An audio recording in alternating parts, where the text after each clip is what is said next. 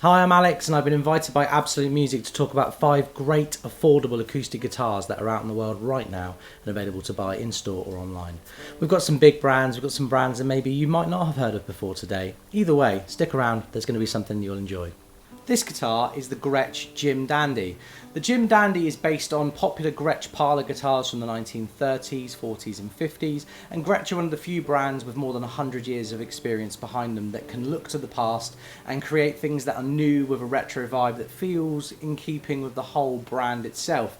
If you're a beginner right now and you love blues music, or an intermediate player that wants to develop their fingerstyle technique, a parlour guitar is a great way to do that. It has a slightly shorter scale length, it's good for small fingers, but equally good if you want a snappy sound. The Jim Dandy is just cool. It's Jim Dandy. Let's give it a play and see what you think.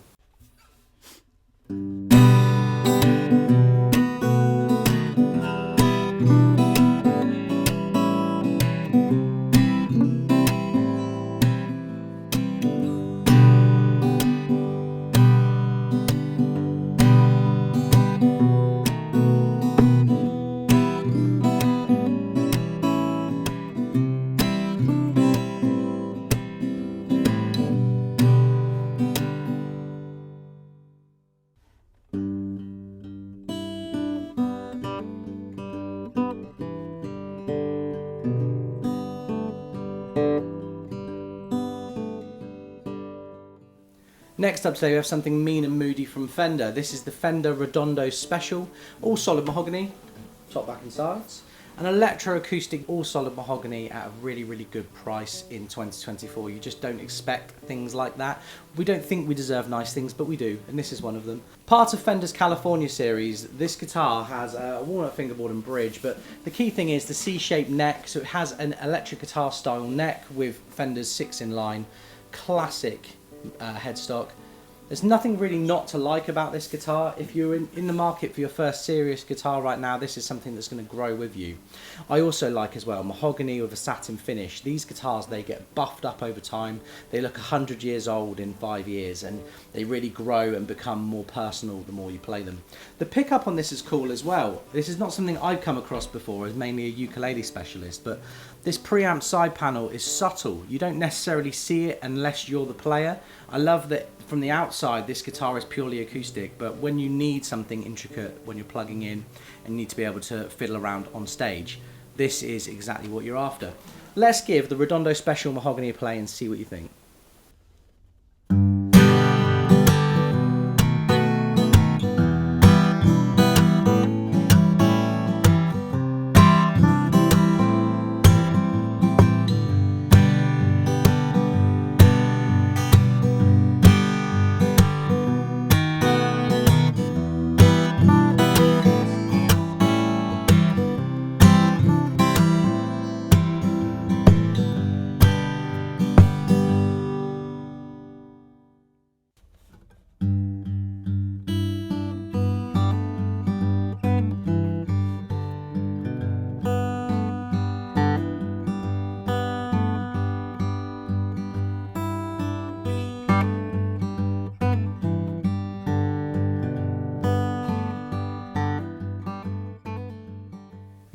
Next up today we have the original gangster of dreadnought acoustic guitars, the workhorse. This is the Epiphone J45 Studio.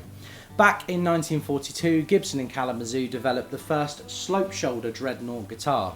The J45 went on to be used by pretty much everyone. You can't really bookmark a point in history more iconic than the introduction of the J45, except maybe the Martin D28. And I love that Gibson have Epiphone, and Epiphone is producing these Far East made quality replicas of the USA made Gibsons, and they do it so well, and they have done now for more than a generation themselves, making Epiphone iconic in their own way. This has a solid Sitka spruce top with the iconic slope shoulder shape and the iconic shape of the pickguard. The Studio has a natural finish but has laminate mahogany back and sides. You also have a satin neck, so it feels quite lived in from new. You've got the sound of the high gloss, the feel of the satin. It's the modern world and I love it. Right up here at the headstock you have the iconic Epiphone headstock shape with closed gear tuners. There's nothing not to love about this guitar. Let's give the J45 Studio a play and see what you think.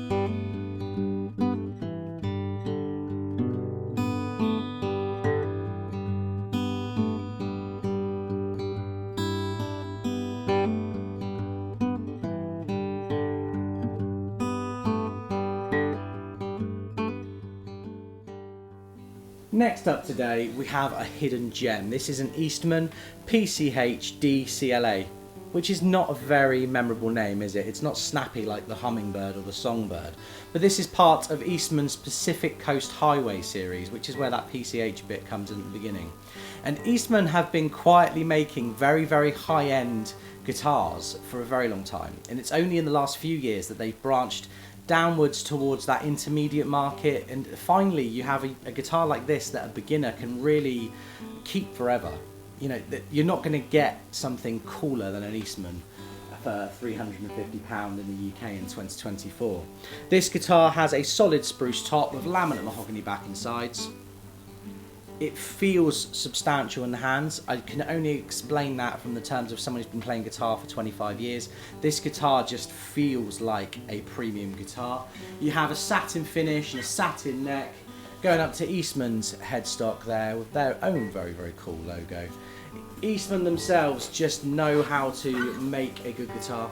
You have to love this dark, dirty whiskey sunburst as well with the black pickguard. Once you have it, you're going to want to keep it forever. Let's give the PCH1 DCLA a play and see what you think.